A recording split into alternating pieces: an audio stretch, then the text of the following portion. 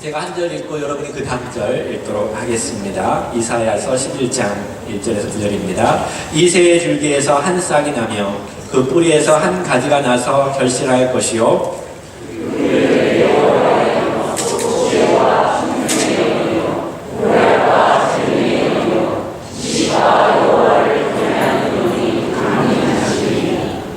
그가 여호와를 경외함으로 즐거움을 삼을 것이며 그의 눈에 보이는 대로 심판하지 아니하며 그의 귀에 들리는 대로 판단하지 아니하며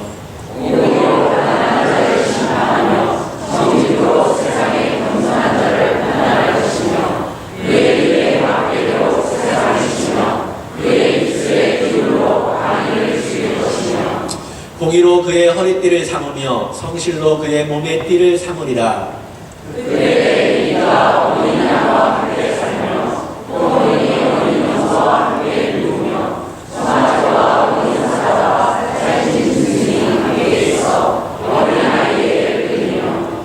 암소와 곰이 함께 먹으며 그것들의 새끼가 함께 엎드리며 사자가 소처럼 풀을 먹을 것이며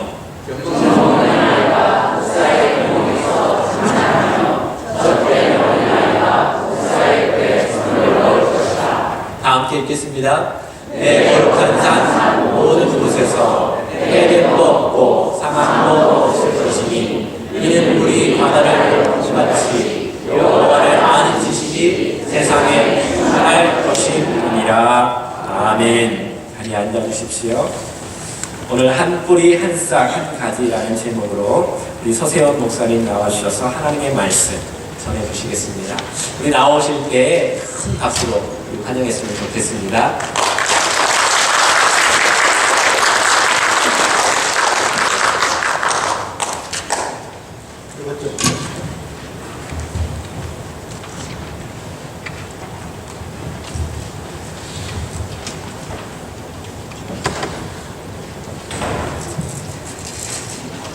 예, 우리 말씀을 위하여 기도합니다.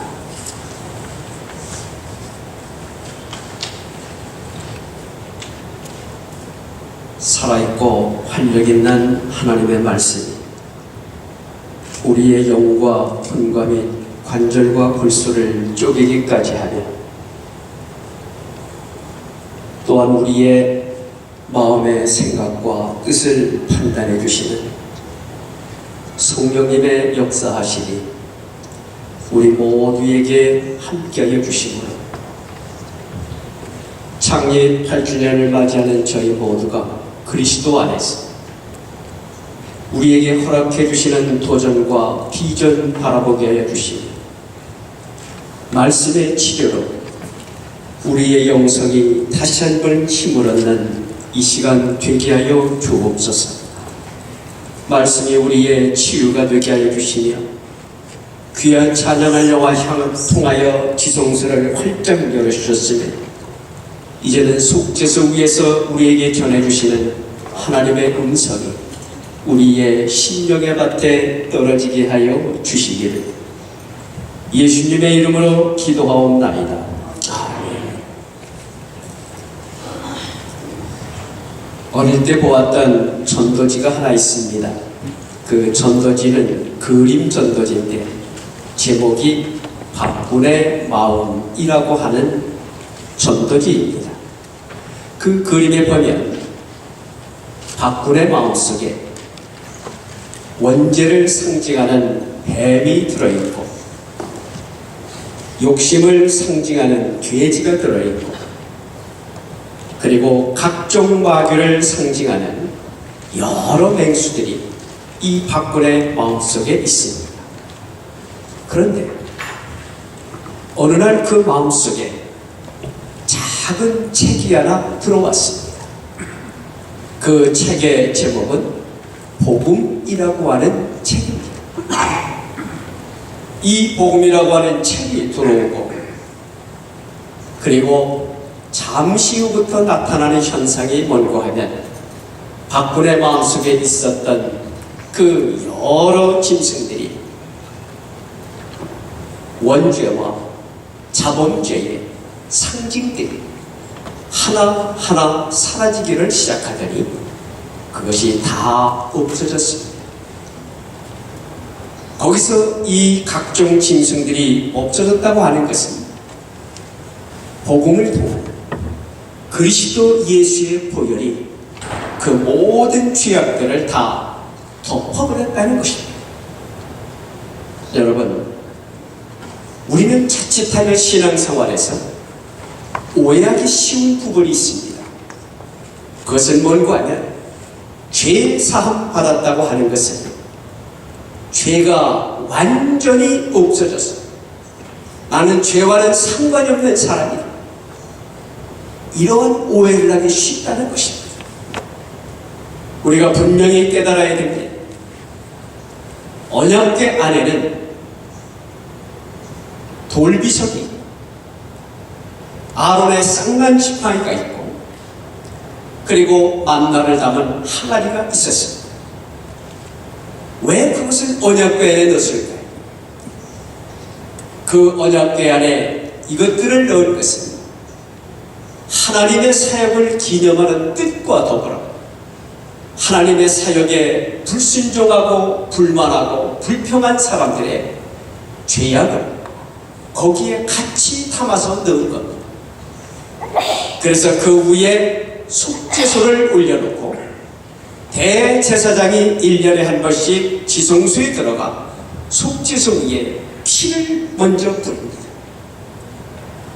바로 그 피가 예수 그리스도께서 이제는 제물의 피가 아닌 나의 피로 그것을 덮겠다.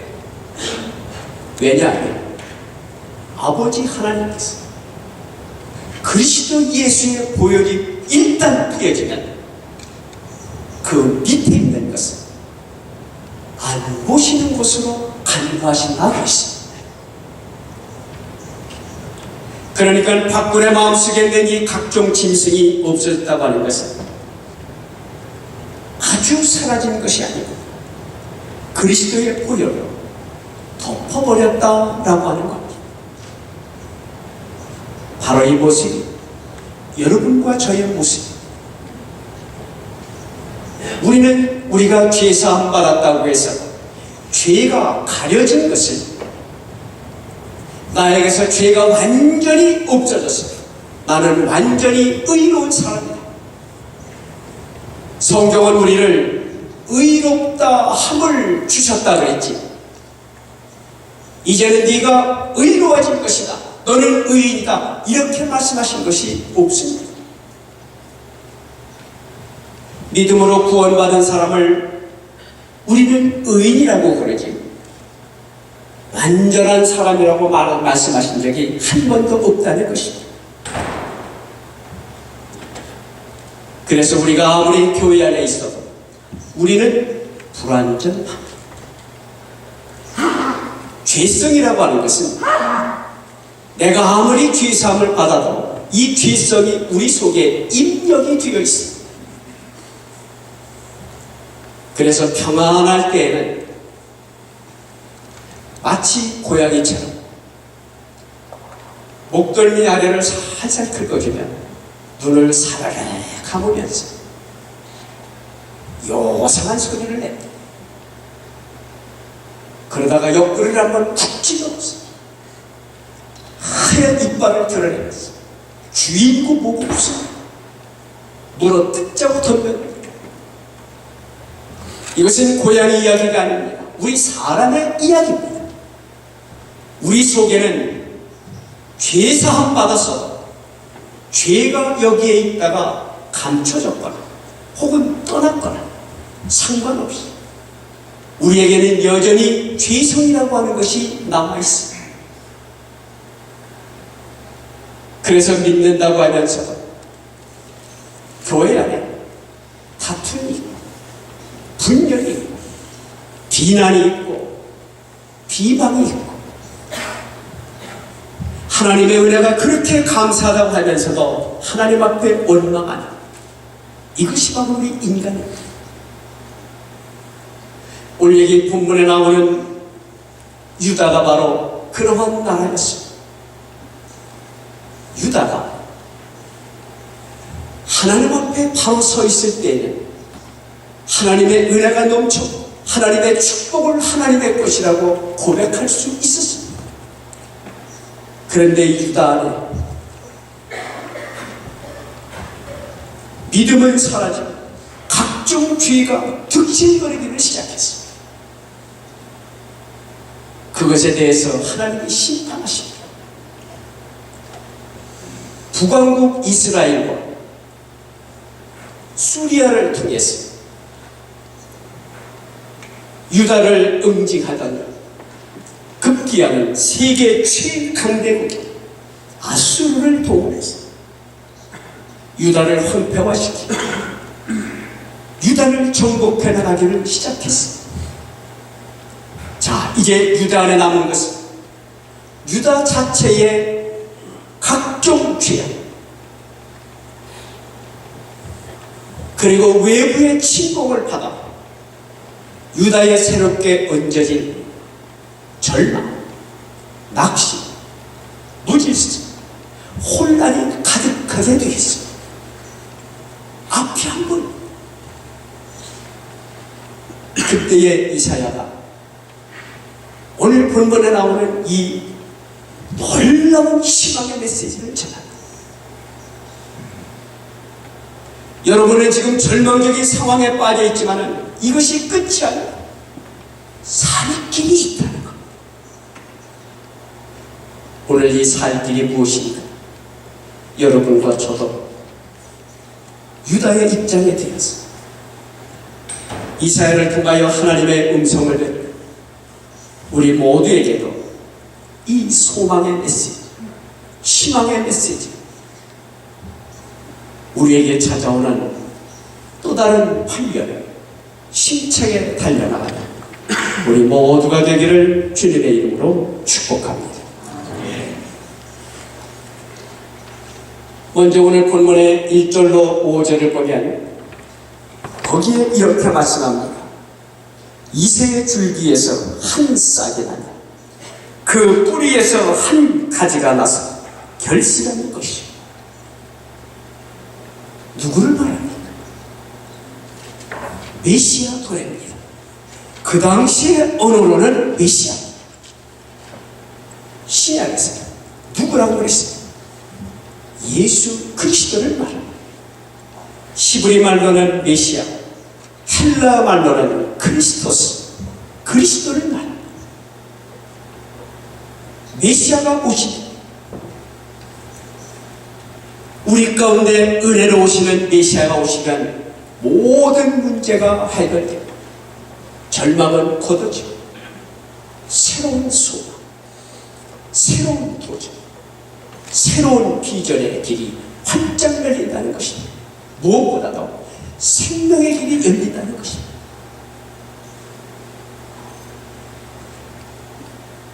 메시아가 오신다라고 하는 것은 요한복음 1장에 보니까 하나님께서 사람의 몸을 입고 오신다라고 이렇게 설명을 했습니다.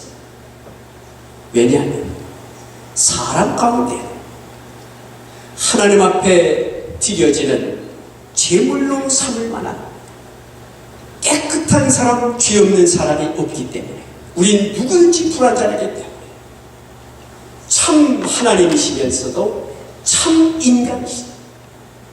하나님이 사람의 몸을 입고 이 땅에 오셨다는 것입니다.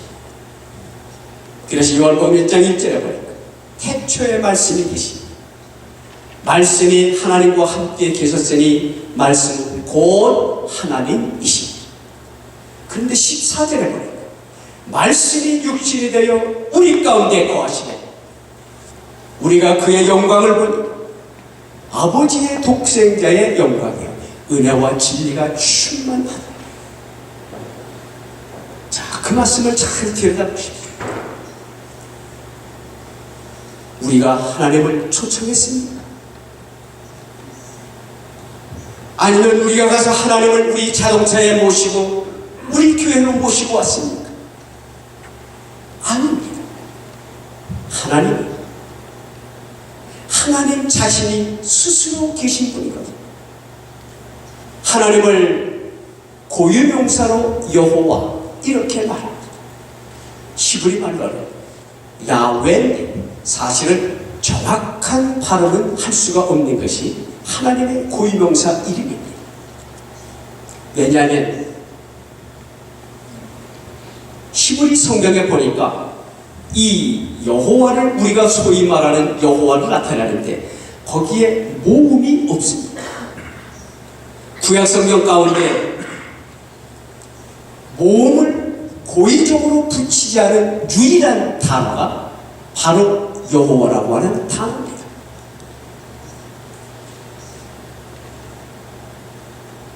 욤, 해, 와우, 해 자음만 나와 있습니다. 왜 그런가요? 혹시 잘못 부를까봐, 틀릴까봐.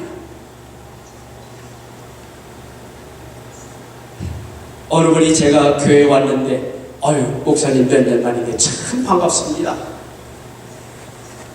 그리고 저보고 아유 서철원 목사님 오랜만입니다. 만일에 그런다면 제가 기분 좋겠습니다. 이 사람이 얼마나 됐다고 벌써 내 이름 다 잊어버리고 남의 이름을 갖다 붙이면서 내 이름인 것처럼 얘기하네. 기분 나쁠 거 아닙니까? 하나님을 기분 나쁘게 해드리면 안 되기 때문에 하나님의 이름이 나오면 굳이 모음을 붙여서 틀릴지도 모르는 하나님의 이름을 부르지 말고 정확한 자음만 놔두고 그것을 읽지 않고 뭐라고 읽었는가 하면 아도나이 이렇게 읽었습니다. 아도나이는 히브리 말로 My Lord 그런 뜻입니다. 나의 주. 생사화복의 주관자 되시는 우리 하나님을 나의 주님이라 이렇게 불렀던 거예요. 잘못 부를까?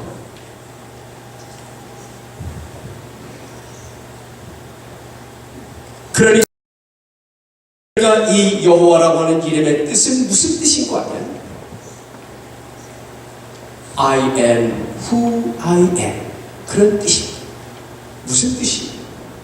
나는 스스로 있는 자이라. I am that I am. 자존자라 그 말이 자존자. 그러니까 하나님은 스스로 계신 분이기 때문에 우리가 그분을 함부로 끌어낼 수도 없고 억지로 자동차에 태우고 일로 모셔올 수도 있는 분이 아니에요. 어떻게 해야 그분을 뵐 수 있습니까? 그분이 스스로 알아서 우리 가운데 내려오셔야만 우리가 만날 수 있는 분이에요.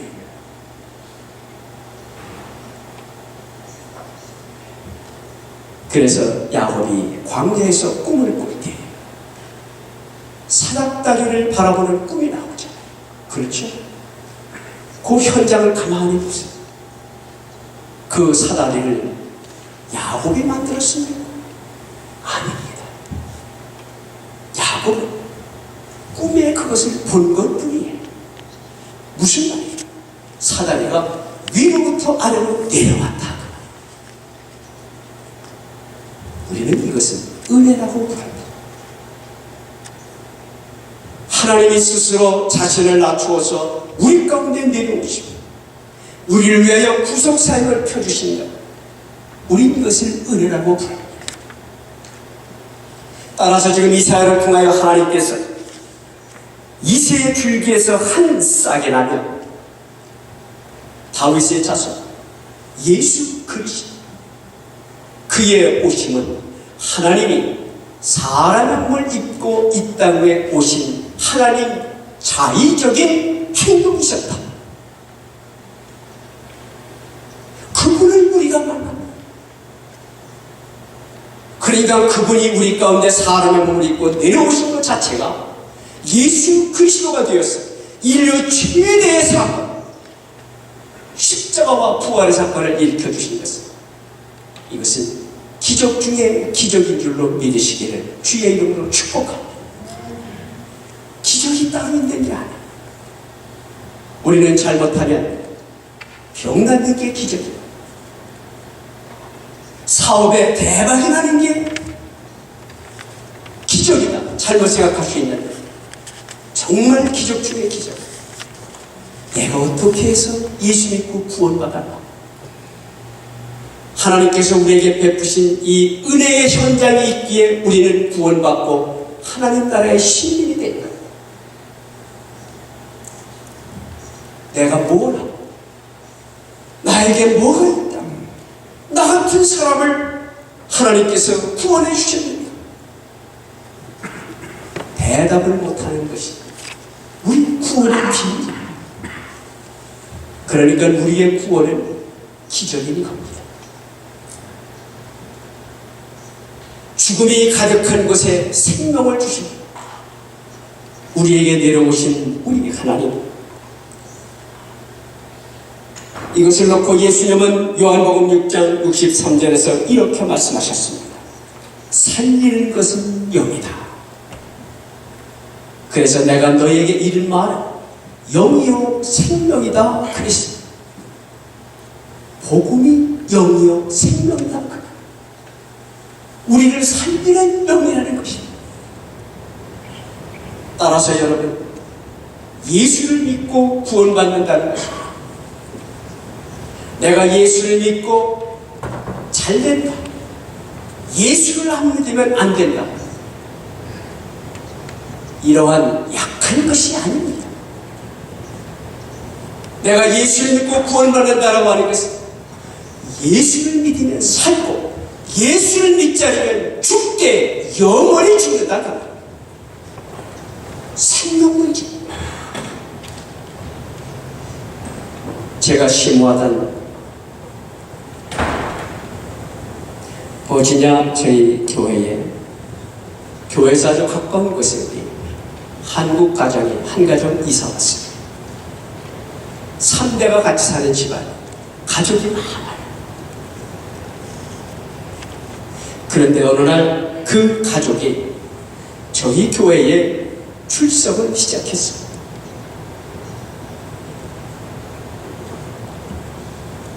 참 신실한,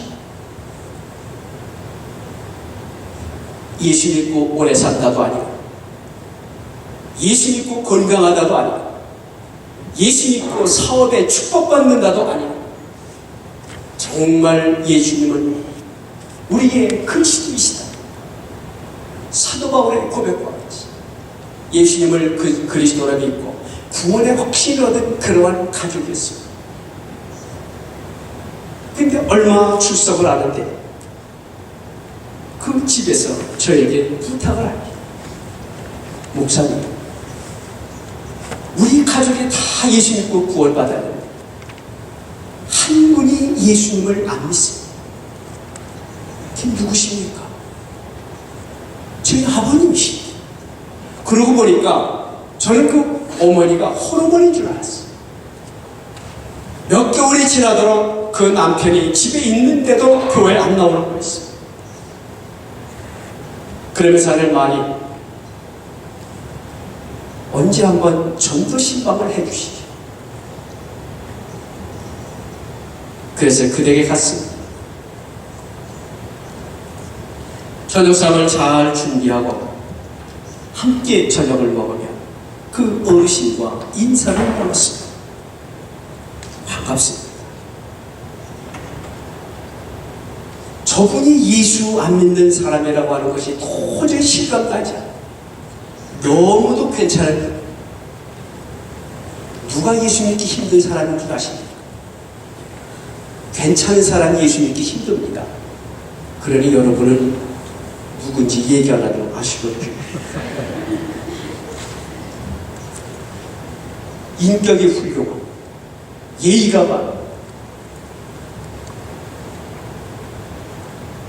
게다가 법 없이 사는 사람, 사업적인 순발력도 대단한 거예요. 그리고 성품이 아주 정직하고 깨끗해요. 그래서 저녁상을 물리고 기회가 된 것 같아서 제가 그분에게 복음을 전했습니다. 그런데 저를 쳐다보는 그 얼굴이 어떤 얼굴인 줄 아십니까? 자기가 너무 깨끗하니까 자기는 죄가 없다고 생각하는 사람이더라. 죄가 뭡니까? 여러분 전도하시다가 야 너나 잘하세요, 나같이만 사세요, 만약에 그런다면 그 사람의 죄를 뭐라고 이야기하겠습니까? 저는 그럴 때마다 요한복음 16장 9절을 떠올립니다.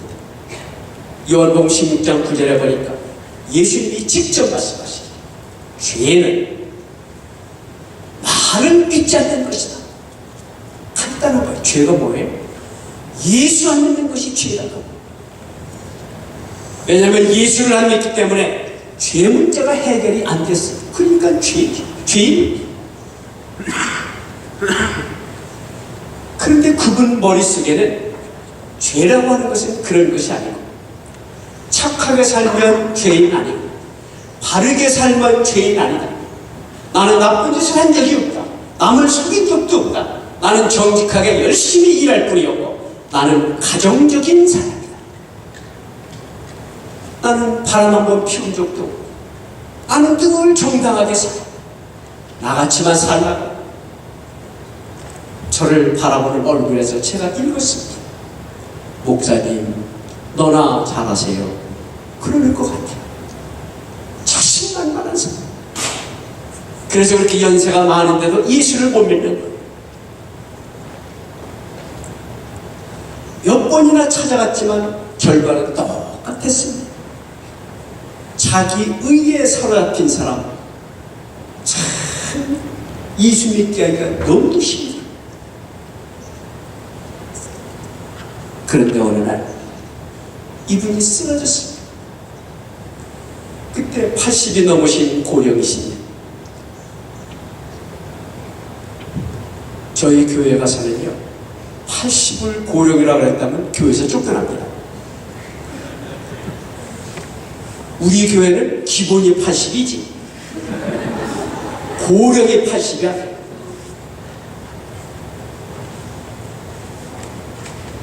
시편에 그런 말씀이 있죠. 인생이 70이요 강건함은 80이라. 우리 교회에서는 그 성경을 안 읽어요. 왜냐하면 너무도 틀리니까. 우리 교회에서는 이렇게 바꿔야 됩니다. 인생이 100이요 강건함은 125세나 더. 우리 교회 그러신 분 계세요. 목사님, 제 목표가 125세입니다. 5는 또 뭡니까? 아니, 모세가 120 살았으니까 나는 5년 더 살아야 장수했다 얘기 들을 것 같아서 자기는 125래. 제가 속으로 그러죠. 오래 살면 다냐? 여러분, 오래 살면 갑니까? 하여튼 그분이 80이 훌쩍 넘으셔서 쓰러져서 병원에 입원했어요. 그리고 의식이 없어요. 근데 그 가족이 와서 뭐라고 얘기하는 거예요? 목사님, 마지막으로 한 번만 더 구원으로 초청해 줘보십시오. 우리 아버지, 그 가족은 자기 아버지가 세상 떠날까봐 그거 걱정하는 집이 아니고, 그 부인 되시는 분도 그렇고 자녀들도 그렇고, 자녀들 형제들이 많고 또 손주들은 얼마나 많은지. 그런데 어쩌면 손주들까지 우리 할아버지의 구원에만 이 필이 꽂혀있는.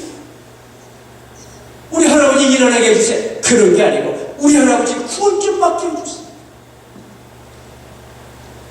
그런 부탁을 하니 또 어떻게 안 갑니까?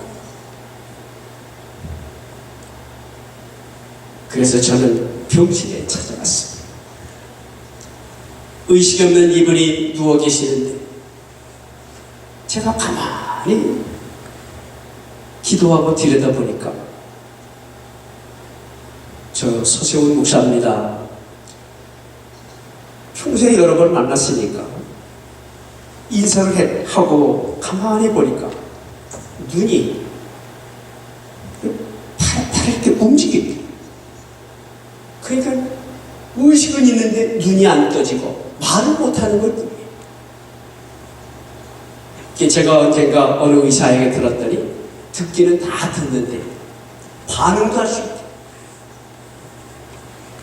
그래서 저는 그 식구들이 다 그런 손주들까지 해서 30명 정도 그 병실에 꽉 차 있는데 눈 감고 의식이 없는 할아버지, 아버지, 남편에게 제가 복음을 전하기 시작했어요. 로마서 3장 23절 24절을 가지고 아버님, 오늘은 제가 정직하게 아버님께 도전해야 되겠습니다. 제가 성경 가지고 도전합니다. 로마서 3장 23절에 보니까 이렇게 말씀합니다. 모든 사람이 죄를 범하였으니 하나님의 영광에 이르지 못하다니. 24절에 말씀합니다. 그리스도 예수 안에 있는 속량으로 말미암아 하나님의 은혜로 값없이 의롭다함을 얻은 자 되었느니라 그랬습니다.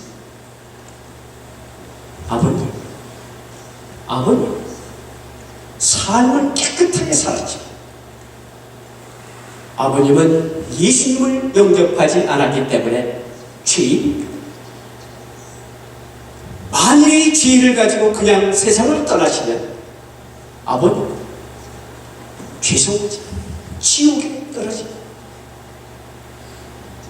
왜냐하면 요한복음 5장 29절에 보니까 선한 일을 행한 자는 생명의 부활, 악한 일을 행한 자는 심판의 부활로 나온다 그랬어요. 악한 일이란 세상에 나쁜 짓을 했다가 아닙니다. 예수님이 지적하는 악한 일이란 예수님을 믿지 않는 것, 그걸 이야기하는 것. 그러므로 제가 로마서 10장 10절에 의하여 아버님을 초청합니다. 사람이 마음으로 믿어 의에 이르고 입으로 시인하여 구원을 얻느니라 하셨습니다. 이제가 우리 아버님을 주님의 이름으로 초청합니다. 예수님, 나의 그리스도이시다. 내 개인의 구세주요 주인입니다. 영접하시겠습니까? 그런데 이분이 말을 못하죠. 뭔가 표현을 해야 되는데 이걸 어떻게 할까? 그때 제 눈에 들어온 것이 그분의 손이었어요. 그리고 그분은 지금 듣고 있습니다. 의식이 있기 때문에. 스트로크가 와서 눈을 못 뜨고 말을 못하는 것 뿐이지 어느 정도 듣기는 듣는다 하는 것을 알기 때문에 제가 이렇게 복음을 전합니다. 예수님을 영접하시겠습니다. 예수님을 영접하면 우리 아버님은 즉석에서 영생을 얻은 하나님의 자녀가 되는 권세를 얻습니다.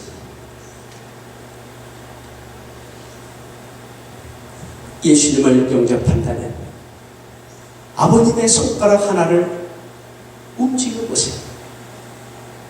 그랬더니 가운데 손가락을 꿈쩍하는 식구들이 다 놀라가지고, 야, 세상에 저런 방법도 있구나. 그런데 혹시 해가지고 다시 한번 묻겠습니다. 예수님을 내 구세주의 주인으로 믿고 영접하신다면 엄지손가락을 한번 움직여보세요. 그랬더니 이번에는 엄지손가락을 굽혔다 피우고 그 안에 있던 가족들 할렐루야 하면서 병실에서 지금 부흥하는 거죠. 우리 아버지 구원받았다. 내 남편이 구원받았다. 우리 할아버지가 구원받으셨어. 축제의 분위기가 된 거예요. 그리고 10분 후에 그분은 예수님을 영접한다는 것을 자기의 손가락으로 표현하고 세상을 떠났습니다. 저는 지금까지 장례식을 지나온 38년 동안 100수십 번을 했습니다. 그런데 유일하게 그 장례식만 눈물 구경을 못할 듯한 장례식이었습니다. 축제의 분위기. 저도 웃고 기뻐하면서 집전했던 장례식. 이게 뭡니까? 이것이 복음의 능력입니다. 로마서 1장 16절에 분명히 말씀하셨습니다. 복음은 모든 믿는 자에게 주시는 하나님의 능력이 되십니다. 여러분, 오늘 여기에 앉아 계신 것이 하나님의 능력이신 복음의 놀라운 은혜인 줄로 믿으시기를 주의 이름으로 축복합니다. 이제 끝으로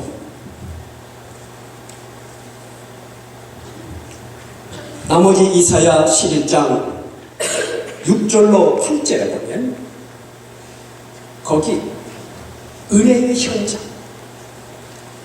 복음의 현장이 그대로 그려져 있습니다. 거기에 뭐라고 했습니까? 거기에 보니까 박군의 마음속에 있는 그 모든 사악한 맹수, 무서운 맹수, 이것들이 어린 양과 함께 살며 어린 명소와 함께 누우며 강아지와 함께 있어서 어린 아이에게 끌리며 그랬습니다. 계속해서 7절, 8절에도 모든 짐승들이 화해하고 서로 사랑하고 서로 이끌어주는 정다운 모습이 여기에 그려져 있습니다.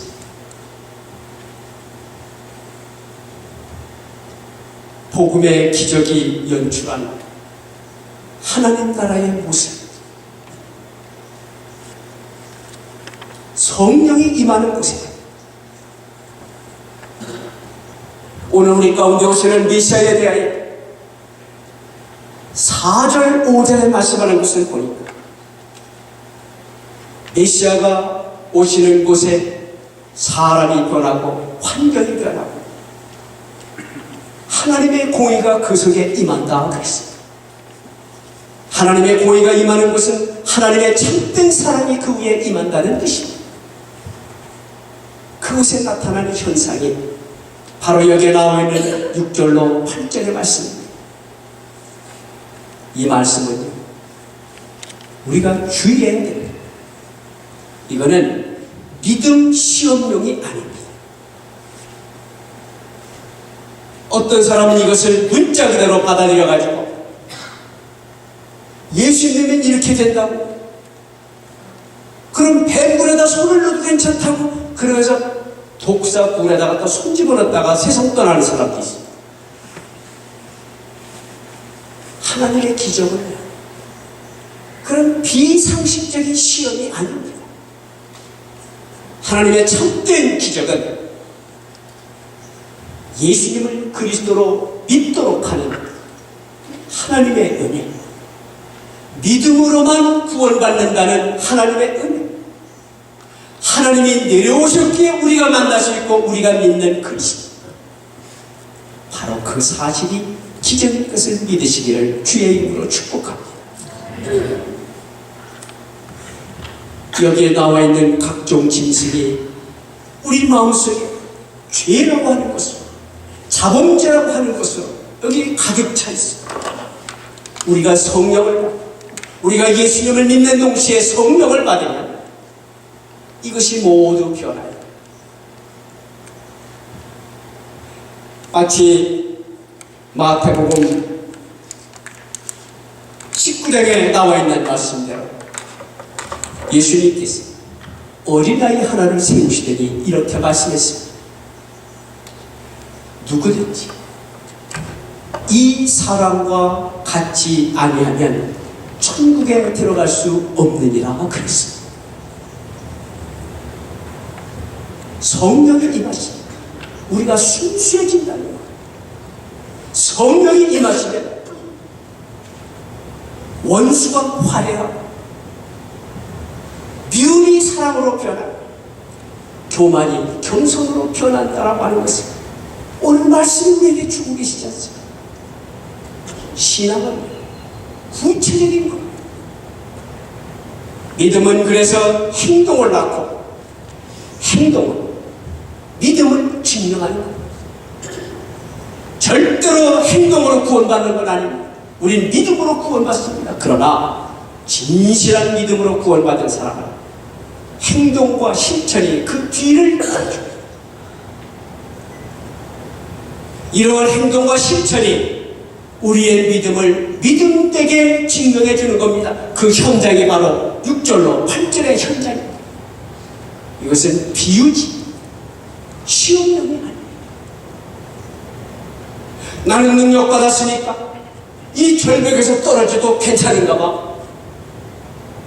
그렇게 하나님을 시험하는 거는 그건 믿음이 아니에요. 그건 비상식입니다.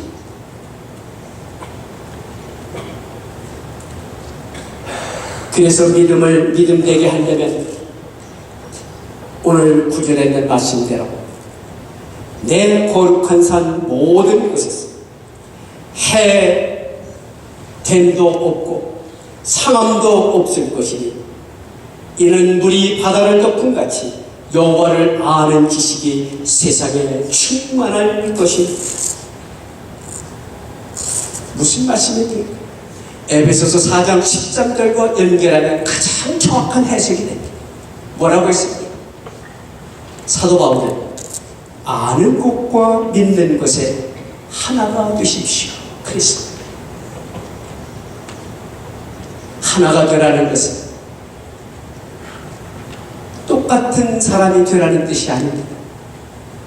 하나가 되라는 것은 그리스도를 중심으로 당신의 고리를 그리스도에게 걸고 당신도 그리스도에게 걸고 당신도 그리스도에게 걸어서 그리스도에게 연합된 자가 되어서 하나가 되라 그 말이에요. 그리스도가 연결고리가 되어야지 사람의 뜻으로 사람의 결심 우리가 서로 하나 되자. 서로 다른 사람이 연합돼서 하나가 된다는 뜻인데 우리는 보통 어떻게 다른 사람을 판단합니까? 왜 나와 같지 않니? 부부지간에 왜 자꾸 싸웁니까? 당신 왜 나하고 같지 않아? 그것 때문에 싸우는 거야. 인간 사이에 하나 되는 건 없습니다. 우리는 모두가 달라요. 다른데 그리스도에게 연합해서 우리는 그리스도의 몸된 교회 안에 붙어있는 지체로서 종합적으로 바라볼 때 하나가 된다 그 뜻이지. 우리는 자꾸 연합한다는 것은 자꾸 틀리다고 얘기해요. 나와 다른 것을 틀리다고 얘기합니다. 너와 내가 다르지만 우리가 그리스도에게 같이 붙어있으면 우린 결국 한 몸이 되는 거야. 각기 다른 지체가 그리스도의 몸된 교회에 함께 연결고리 그리스도에게 고리를 걸고 우리가 연합하면 그곳에서 하나가 된다 그 뜻입니다.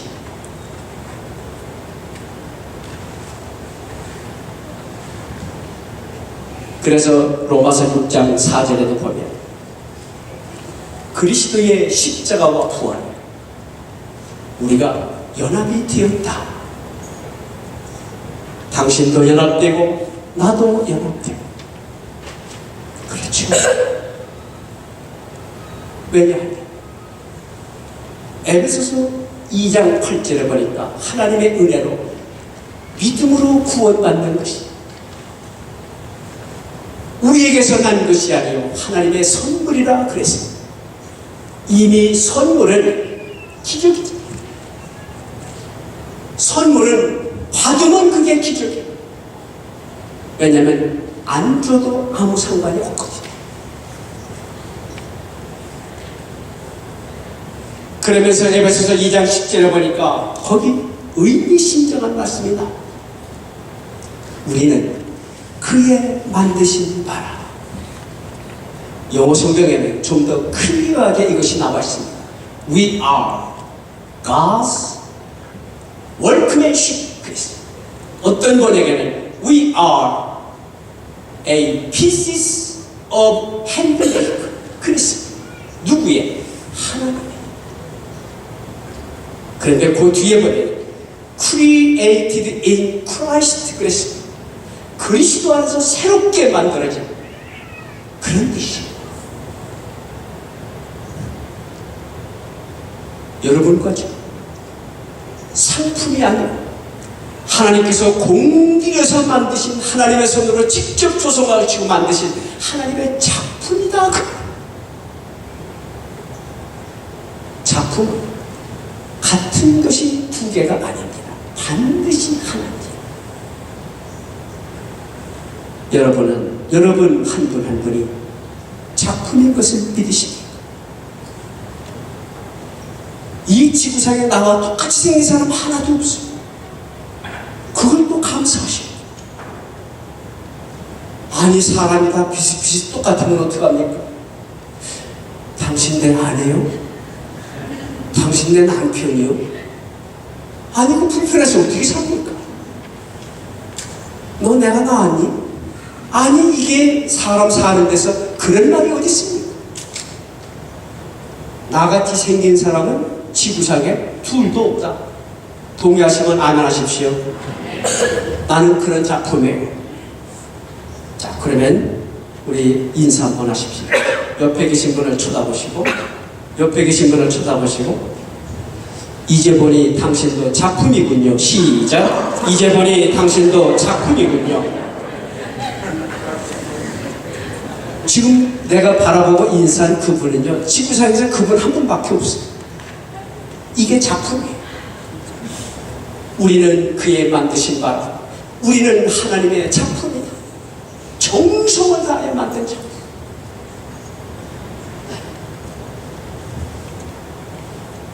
그리스도 안에서 만들어졌지만은 다르게 만들어진 내가 그리스도 안에서 서로 그리스도에게 고리를 걸고 나도 걸고 너도 걸고 이쪽도 걸고 그래서 우리는 그리스도 안에서 한 몸을 이룬 우리 시온 진예교 하나님의 연합된 한 공동체라는 얘기지. 똑같이 됐다 그 뜻이 아니에요. 똑같이 되면 무슨 재미입니까? 다르니까 재밌는 거지. 그래서 이사야 43장 1절에서는 이렇게 말씀합니다. 두려워하지 마라. 내가 너를 구속하여 내가 너를 지명하여 불렀나니 너는 내 것이야. 왜 내 거예요? 내가 만들어 내가 조성해 내 작품이니까 내 거지. 그리고 내가 만든 작품은 이 값이 없습니다. 값이. 저 루브르 박물관에 가면은 여러분이 잘 아는 모나리자의 그림, 레오나르도 다빈치가 그린 그림 원본이 거기 전시되어 있습니다. 얼마나 갈까요? 값이 없어요. 빌 게이츠가 산다 그래도 못 사요. 안 팔아요. 왜냐하면 진보는 그거 하나기 때문에. 그런데 이런 시장에 나가면은요, 모나리자를 찍은 사진이 얼마씩에 팔려요? 싼 거는 1불에도 사요. 구라지 세일 가면은 25전이면 사요. 여러분과저는 그런 구라지 세일에 나오는 그런 존재가 아닙니다. 우리는 진본이고 원본입니다. 자, 옆에 사람 다시 한번 쳐다보시고 한 번만 더 인사하시겠습니다. 이제 보니 당신도 진본이군요. 시작. 이제 보니 당신도 진본이군요. 그분이 진본이에요. 그러니까 원본을 알아보는 거고 원본을 소중히 여기는 거고 꼭 상품이 다 상품으로 알아요. 원본 옆에 있는 분을 원본으로 알기 때문에 소중히 여깁니다. 그런 의미에서 오늘 말씀의 결론은 이것입니다. 우리는 그리스도 안에서 한 줄기요 한 싹이요 한 가지며 한 열매입니다. 여러분의 교회가 이러한 한 교회, 공동체로서의 한 교회, 각기 다르지만 그리스도에게 연합된 연합 공동체, 성령으로 인하여 우리에게 은사를 다하여 주신 은사 공동체, 각기 다르지만 주님의 이름으로 서로가 서로를 존중하는 교회, 아껴주는 교회, 당신 없으면 안 돼, 귀중히 여기는 교회. 그래서 예수님의 이름으로 연합이 된 하나됨의 역사, 창립 8주년을 맞이한 여러분 교회에 아름다운 특징이 되시기를 주님의 이름으로 간절히 축원합니다. 기도합니다. 좋으신 아버지 하나님, 교회는 그리스도의 몸인데 우리는 그 몸에 붙어있는 하나하나의 지체, 그러나 그 지체는 모두가 다릅니다. 어떤 지체는 팔이고, 어떤 지체는 눈이고, 어떤 지체는 발이 되는, 각기 다르나 한 몸에 붙어있는 여러 지체임을, 그래서 우리는 서로 존중해야지. 그 중에 한 지체만 없어도 그는 하루아침에 핸디캡이 되어버리지 않습니다. 교회의 핸디캡 되는 것은 간단합니다. 지체를 못 쓰게 된다고 지체가 떨어져 나갑니다. 내 본이든 아니든 상관없이 그것은 핸디캡이 되어버리고 맙니다.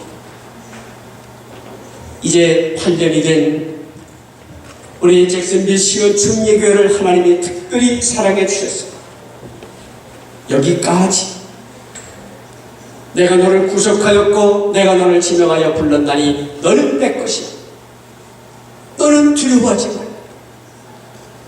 하나님의 이 음성을 들으며 지금까지 힘차게 믿음으로 전진해온 하나님의 몸된 교회 더욱 축복해 주셨습니다. 앞으로 다가오는 8년 동안에는 지금까지 달려온 것은 30배, 60배, 100배의 결실이 맺힐 수 있다. 성령님 역사해 주시고 온 교인이 때로는 내 마음에 들지 않는 것이 있어도 성령이시라면 무엇을 원하십니까? 성령님의 마음을 헤아리고 전능하신 아버지 하나님의 마음을 헤아리고 우리 예수님의 마음을 헤아려서 히브리서 12장 2절에 내 말씀대로 믿음의 주요 또 온전케 하시는 이 예수를 바라보자. 나도 예수 바라보고 당신도 예수 바라보고 옆에 계신 분도 예수 바라보고 내 뒤에 있는 모두 예수 바라보았어. 예수를 바라보는 눈이 하나가 되는 교회. 우리 신앙의 기준이 그리스도 예수시니 예수님만 바라보고 함께 걸어가는 살아 움직이는 주님의 몸된 교회 되게 하여 주옵시기를 예수님의 이름으로 기도하옵나이다.